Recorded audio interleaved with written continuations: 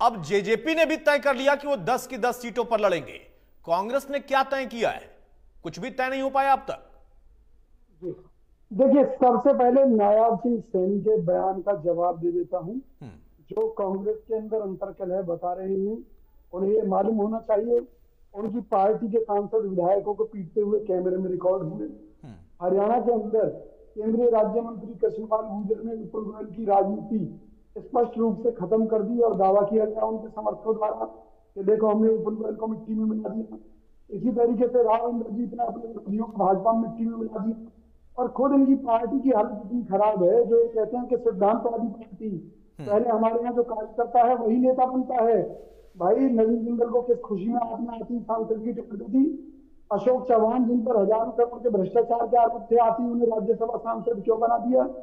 देखिए, जिन्हें दूसरे के घर में चोरी करनी है, कमाकर नहीं खाना, वो पार्टी अगर ये कहे कि कांग्रेस में अंतर करे है तो बड़ी दुख की बात है। नायब सैनी जी को इस बात के लिए शर्मिंदगी होनी चाहिए कि उनकी पार्टी जिस रास्ते पर चल रही है वो लूटपाट चोरी डकैती वाला मामला बनता है। सीधे सीधे ऑपरेशन लोटस चलाकर, पैसे का लालच देकर, सीबीआईडी का घर दिखाकर, इस तरह के काम की पार्टी को शोभा नहीं देते और समय आने पर जनता इनका जवाब देगी। अब बात कांग्रेस की, अगर कांग्रेस पार्टी दीपेंद्र हुड्डा जी को भी टिकट दे दे और भूपेंद्र हुड्डा जी को भी टिकट दे दे तो आप जैसे इंडिया के भाई और ये बीजेपी के लोग पेट पकड़ पकड़ कर चिल्लाएंगे, कहेंगे देखो जी परिवारवाद है, बाप को भी टिकट दे दी, बेटे को दे दी। अरे भाई, हुड्डा जी ने कब इनकार किया कि उनका पुत्र दीपेंद्र हुड्डा लड़ने से कहीं पीछे है? अरे भाई, लड़ेगा दीपेंद्र सिंह हुड्डा, तो डरते थोड़ी ना है किसी से। और भूपेंद्र सिंह हुड्डा जी ने क्या गलत कह दिया अगर उन्होंने ये कह दिया कि अगर रणदीप सिंह सुरजेवाला जी भी लड़ना चाहें सांसद का चुनाव या शैलजा जी भी लड़ना चाहें तो उनका भी स्वागत है। भाई, राजनीति में इससे बढ़िया मिसाल और क्या होगी कि भूपेंद्र हुड्डा जी सबको साथ लेकर चलते हैं। वो ये चाहते हैं कि जो भी लड़ना चाहता है वो आए मैदान में, कौन मना कर रहा है? और पार्टी हाईकमान के पास लिस्ट गई हुई है, जल्दी ही फाइनल कर देंगे। हमें बहुत सी चीजों पर विचार करना पड़ रहा है। पूरे देश भर में स्थिति यह है कि कई बार कुछ मामले ऐसे हुए हैं कि बीजेपी को जैसे पता चला कि हम फला व्यक्ति को टिकट देने वाले हैं, अपना उम्मीदवार घोषित करने वाले हैं, जैसे नवीन जिंदल को, तो सीबीआईडी का डर दिखाकर ले गए ना अपनी तरफ और उनको टिकट दे दी बीजेपी में। भाई, कहां गए बीजेपी के सिद्धांत? अच्छा विजय भाई ये मानना पड़ेगा कि टैलेंट बहुत है आप में। मैं चाहते हूँ कांग्रेस तय क्या कर रही है? जेजेपी ने तय कर लिया 5 साल पुरानी पार्टी। आप सुनिए ना, उन्होंने तय करने की संदर्भ में कही है कि हरियाणा कांग्रेस की तरफ से लिस्ट चली गई है। अब पार्टी हाईकमान को तय करना है कि जो नाम भेजे गए हैं उनमें से किन किन को टिकट देनी है। आप तो सीधी और स्पष्ट बात कह रहे हूँ। दूसरी बात यह है, उन्होंने खुले दिल से कहा है कि भाई हरियाणा में कोई गुटबाजी नहीं है। अगर लड़ना चाहे रणदीप सिंह सुरजेवाला जी लोकसभा का चुनाव या शैलजा जी लड़ना चाहे तो बहुत अच्छी बात है। और मैंने ये बात अपनी तरफ से कही है कि अगर दीपेंद्र हुड्डा जी के साथ साथ पार्टी हाईकमान भूपेंद्र हुड्डा जी को भी टिकट देकर चुनाव मैदान में उतार दे तो ये बीजेपी हम पर परिवारवाद का रूप लगाएगी, कहेगी देखो जी बेटे को भी टिकट दी और बाप को भी टिकट दी। विजय भाई, फिर देखिए फिर फंसने वाले मिल सकता है तो क्या मानूं कि भूपेंद्र सिंह हुड्डा का नाम गया है? कांग्रेस की तरफ से जानकारी आप दे रहे हैं।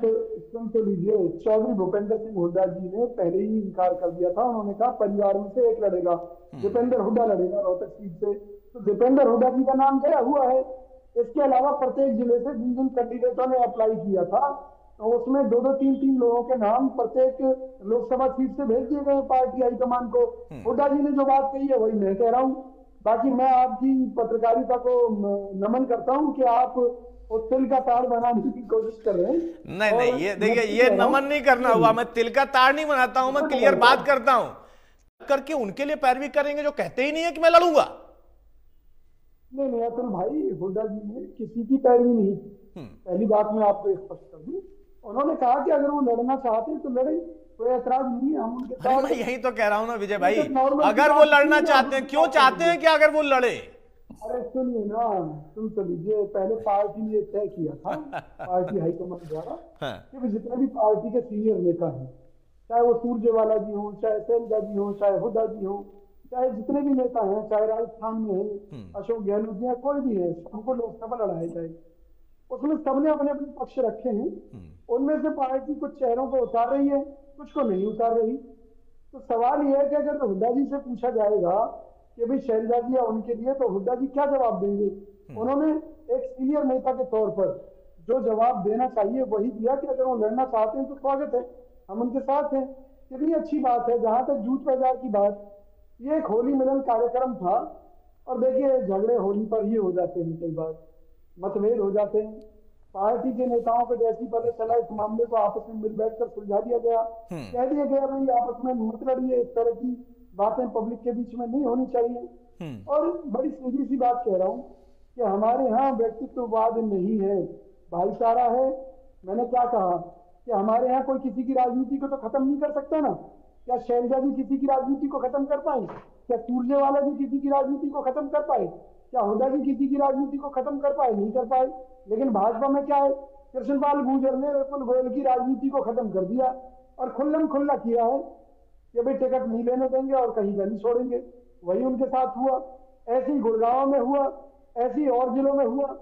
कम से कम आप ये देखिए, हमारी पार्टी सबसे बेहतर और सबसे अच्छी पार्टी है। ये जो इन्होंने के प्रवक्ता बैठे ना, इनको तो बेचारों को यही नहीं मालूम कल ये परिवार हो गया तो इन लोगों का क्या होगा, क्योंकि इन्हें एक होने में देर नहीं।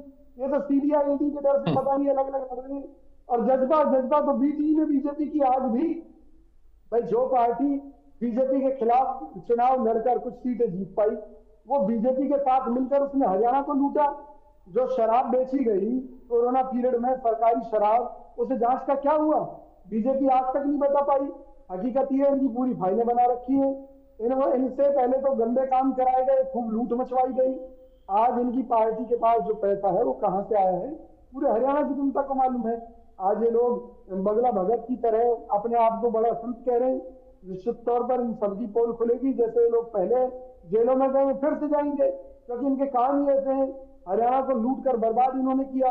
हुड्डा जी ने हरियाणा को नंबर 1 बनाया, बीजेपी ने हरियाणा को हुड्डा जी के खिलाफ 5-5 सीबीआई की जांच क्यों चल रही है? 5-5 सीबीआई इंक्वायरी क्यों चल रही है हुड्डा साहब के खिलाफ? फिर मैं बताता हूँ आपको। नहीं, हर हफ्ते सीबीआई की अदालत में क्यों जाते हैं हुड्डा साहब फिर?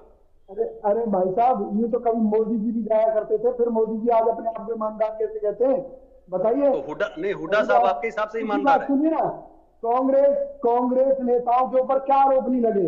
हमारे राजीव गांधी जी पर बोफोर्स स्टॉक घोटाले का आरोप लगा, क्या रिजल्ट रहा?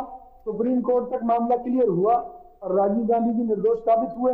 इसी तरीके से 2G स्पेक्ट्रम घोटाले का हम पर आरोप लगा, सारा क्लियर हुआ, सुप्रीम कोर्ट तक 2G स्पेक्ट्रम का जो हम पर आरोप लगा, हमारे कांग्रेस के हर नेता बिल्कुल पास साबित हुए।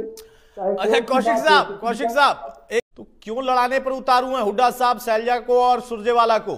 उनको क्यों बलि का बकरा बना रहे फिर? अरे मैं तो ये कहता हूँ कि क्या हुड्डा जी के कहने से सुरजेवाला जी लड़ने के लिए तैयार है क्या? कोई किसी के कहने से नहीं लड़ता। मतलब मतभेद है ना? मतलब आप मान रहे हैं कि मतभेद है, उनके कहने से वो नहीं लड़ेंगे? कोई मतभेद नहीं है। अरे अभी आपने कहा कि उनके कहने से लड़ेंगे कि नहीं लड़ेंगे? अगर मान लीजिए सब एक होते तो वो कह रहे हैं, वो पेशकश कर रहे हैं नाम का, वो प्रस्ताव दे देंगे, शीर्ष कमान उसको मान लेगा। शीर्ष कमान तो पहले से ही कह रहा है कि जो बड़े नेता हैं वो लड़े। अतुल भाई कोई पेशकश नहीं की। अगर आप मेरे से पूछेंगे कि भाई सुरजेवाला और शैलजा चुनाव लड़ना चाहते हैं तो मैं कहूंगा उनका स्वागत होने लड़ना चाहिए। कौशिक भाई आप ही ने अभी कहा था कि नाम जिनका नाम गया उनके नाम का प्रस्ताव देना, सहमति उस पर बने।